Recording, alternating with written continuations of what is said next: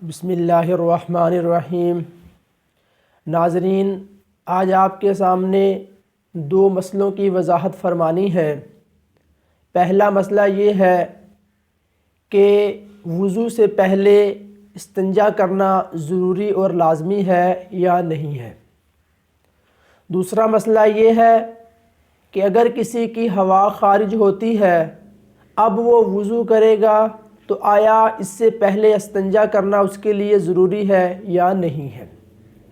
پہلا مسئلہ یہ ہے کہ ہر وضو سے پہلے استنجا کرنا لازمی اور ضروری ہے یا نہیں ہے، تو ہر وضو سے پہلے استنجا کرنا ضروری اور لازمی نہیں ہے، کیونکہ استنجا اس صورت میں کیا جاتا ہے جب انسان کو استنجے کی حاجت ہو یا جو ہے ضرورت ہو، تب جو ہے استنجا وغیرہ کیا جاتا ہے۔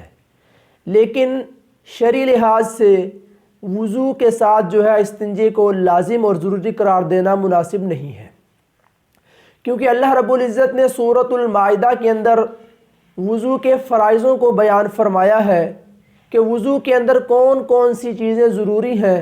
تو اللہ رب العزت نے 4 چیزوں کو بیان فرمایا ہے کہ ان 4 چیزوں کے ہونے کے ساتھ آپ کا وضو ادا ہو جائے گا۔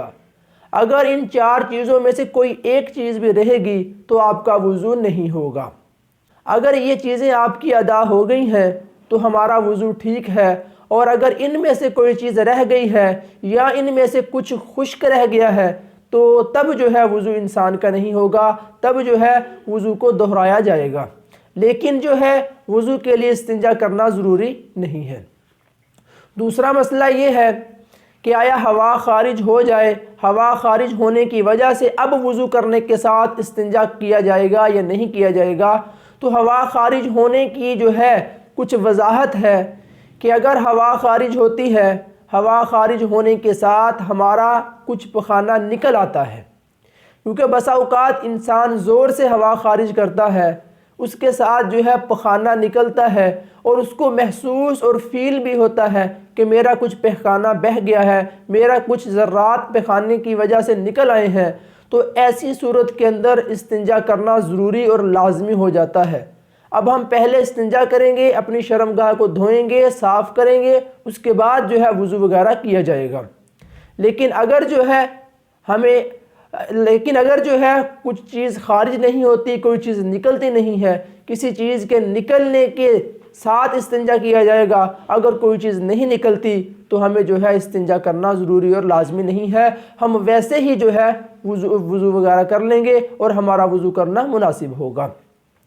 آپ صلی اللہ علیہ وسلم نے بھی جو ہے فرمایا کہ 2 خبیث چیزوں کے ہوتے ہوئے انسان کو نماز نہیں پڑھنی چاہیے، ایک پیشاب اور دوسرا جو ہے پخانہ۔ اگر یہ چیزیں آئی ہیں تب جو ہے انسان کو جو ہے استنجا کرنا چاہیے اور ان کو خارج کرنا چاہیے، نکالنا چاہیے، اپنے آپ کو جو ہے صاف کرنا چاہیے، اس کے بعد نماز کی طرف آنا چاہیے۔